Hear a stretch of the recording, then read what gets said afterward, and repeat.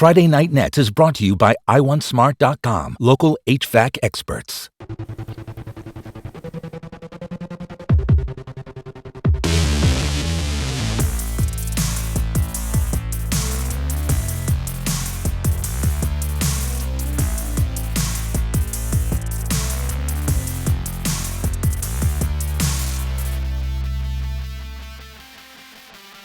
Welcome to another edition of Friday Night Nets. I'm Derek Bain. He's Eric Graver. The regular season is winding down with conference titles still up for grabs. Yeah, Derek, in the Big Northern Conference, it's coming down to the final week of the season with a couple big games tonight to help decide the conference champ.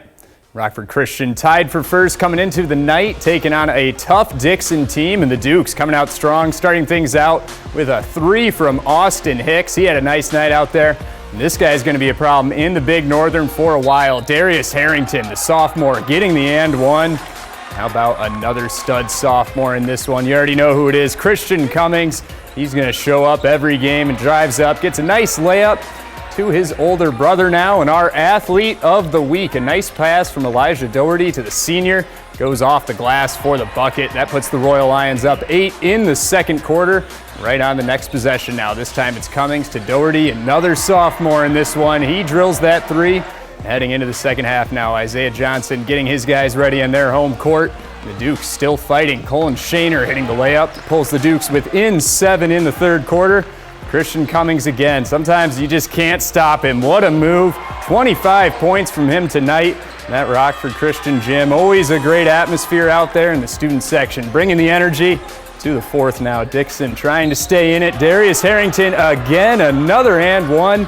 But the Royal Lions just too much. Elijah Doherty again. He gets the steal and the score. The Royal Lions win it 71-59. Chemistry. We bond together. We're always together. You know, it's that, I don't know, it's just that feeling that we all get, and it just clicks and turns on, and it's go time. I mean, it's big, man. Every game is big. You know, everyone's trying to come for us. You know, we're going to fight, and we're just going to get it done. Big win for Christian heading into that huge Tuesday night game against Rockford Lutheran, Derek. Now, speaking of the Crusaders, they are the fellow unbeaten team. They're taking on Winnebago, a team that beat them in a non-conference game earlier this season. Walt Hill, with that quick first step, blows right by the Bago D and gets to the rim. Jaden Horton, though, driving for the Indians. He scores off the miss. Then it's Ray Marucci. The big fella tips it in. Recently went over the 1,000 point mark for his career for Winnebago, keeping them in this one, but the fans appreciating the effort. Walt Hill, though, the crossover for Lutheran, the step back. That's a nasty 3 ball. And he's got a few words for the Bago bench as well. Not afraid to talk a little junk there, right, Eric? Love that from Walt. Joe Murphy, got to get a hand in his face, he says, but Walt Hill always finds a way to get open, splashes home the buzzer beater to end the first quarter. Lutheran wins at 61-53. Lutheran's 40th straight conference win, setting up that big showdown with Rockford Christian for the conference title next week. The rivalry game in Ogle County as Byron hosts Stillman Valley. Start with the Tigers. Nick Kessler starting off hot, hitting the 3 right there. Those Byron Tigers can hit some 3s. In transition now, Malik Morton passing it off to Ryan Tucker, drains his own 3. Stillman Valley now going to try and get back into it. Cale Rahman making a move and putting a nice 2 points up on the board. Byron calling a timeout. Both teams trying to regroup. Timeout going to pay off for Stillman Valley. The Cardinals' Philip Broski making his own 3. Cardinals trying to make a comeback, down by 8 in the fourth, and Owen Dunseth getting the ball and knocking down another 3. How about all the triples in this one? But won't be enough as the Tigers win it on senior night with Nick Kessler scoring 23 points. Byron wins it 51-38. We go to the Nick 10 now. East taking on Harlem, and Matthew Horde going to work down low. He gathers the loose ball, just powers his way up and in for 2. And how about little brother Sterling Horde getting into the action, hits the little floater in the lane. East on the attack. Jameer Williams, the and one. East takes a 28-4 lead early in the second quarter. The cheerleaders loving it. This one all E-Ravs. They get it out to Sterling Horde for 3. He splashes it home. Then Sterling to big brother Matthew Horde in the lane for the layup. It was all East here. Sterling again this time, the and one. The brothers putting on a show. Sterling to Matthew, big time jam.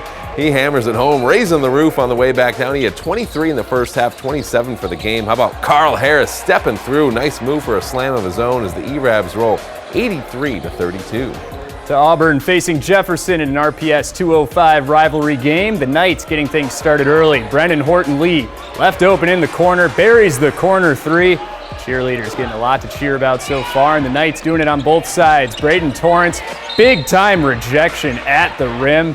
Jayhawk coach L.C. Robinson trying to get his guys in the right spots. They find some life here with the fast break. Benjamin Tyler breezing by everyone, going coast to coast. It's the lay-in, and the Jefferson fans trying to cheer on their Jayhawks, but too much Auburn, too much Braden Torrance. Easy pitch and catch for the bucket, and Auburn rolls 60-48. We've had a lot of good hoops so far. Still to come, we stick with the Nick 10 where the conference leader hits the road for a test. More highlights from Friday Night Nets returns right after the break. You're watching Friday Night Nets on Channel 13. Let's go! Guilford is all alone atop the Nick 10 standings and just needs a couple of wins more to secure a conference title outright. The next step for the Vikings, Belvedere North in the Thunderdome. And North trying to take advantage of the Viking turnovers early. They find Adam Brown. He's open for three, and he's going to cash in on that opportunity. They get a jump on the Vikings after another Guilford turnover. It's Belvedere North yet again. Robert Kohler is there at the top. He's got the Blue Thunder roaring with another big three to put them up 6-0 on their home floor, coming out hot. But Guilford head coach Chris Dixon regroups his Vikings. They get back on track. They look to Jaden Webster. He nails the corner three. Getting Guilford back into this one as he finishes with 26 points on the night. North coach Todd Brandon, he's seen this before as the Vikings start to heat up. Makai Doby to Connor Doyle, wide open in the corner. Another corner three for the Vikes as they pull even with the Thunder. All Guilford from there. The Vikings get another step closer to the Nick 10 title. They win it 75-61. Boylan tied for third place in the conference, hosting an always dangerous Freeport team. Titans with some great team basketball here. Two guys nearly falling out of bounds, but in the ball to Darrell Johnson, finds an open Ryan Stark, buries the three ball. Fans loving that high level of play, and you might be calling them the Showtime Titans here. Nice behind the back pass to a Johnny Carestis for the layup. Boylan coach Brett McAllister loving that selfless play. The Titans had even more in the second half. Bounce pass, touch pass, Santana English with the layup. Freeport down big, but never going away quietly. The Pretzels, the nice pass of their own to Jalen Dewey with a big-time slam, giving the cheerleaders something to be excited about, but too much Boylan in this one. They win it 93-64. Hononegah and Belvedere in a purple and gold battle. The Indians up early in this one thanks in part to their defense. They always play in tough D. Cole Warren swatting it away. It's off to the races. Landon Claudy finds Darian Tholene at the basket for the lay-in, putting the Indians up 9.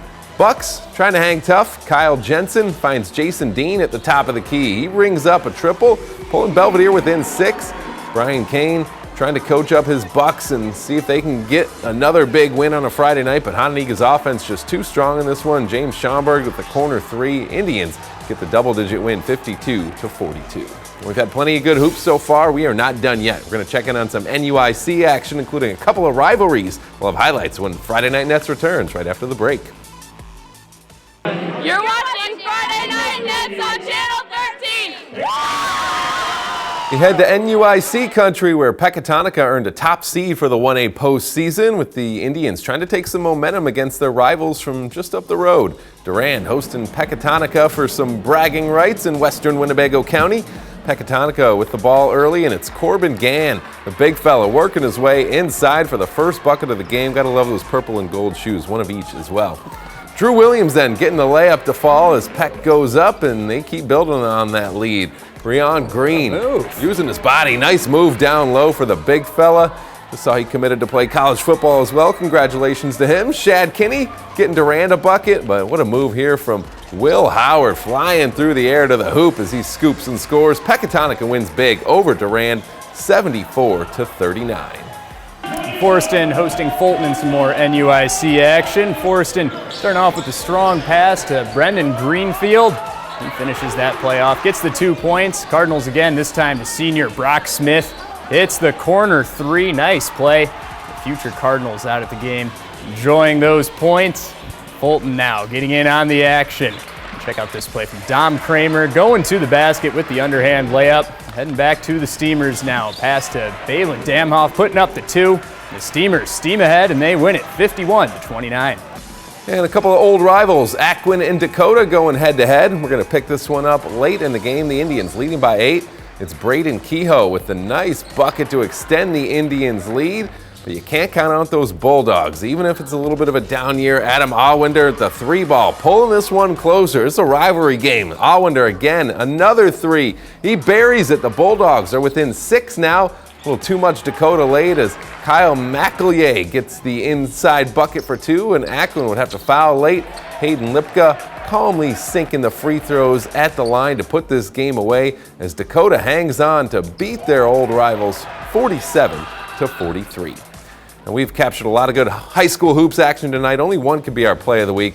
Go back out to Boylan. Look at that Steven Ozio for the slick pass to Johnny Caresses. Love the selfless basketball. Look at it, Nick. Way too easy right there. Yeah, we had a few good dunks in the highlights tonight. We figured to show off the passing a little bit of flair out there tonight at Boylan. They were putting on a show. Fans always rocking there as well. Yeah, great gym, great atmosphere, and same with this game coming up on Tuesday night. Got Rockford Lutheran, Rockford Christian, Big Northern. Just can't beat it late in the season like this. Yeah, game of the week caliber game right there. We got the girls playoffs tipping off tomorrow as well. A lot of good hoops action. For Eric Graver, I'm Derek Bain. Thanks for watching.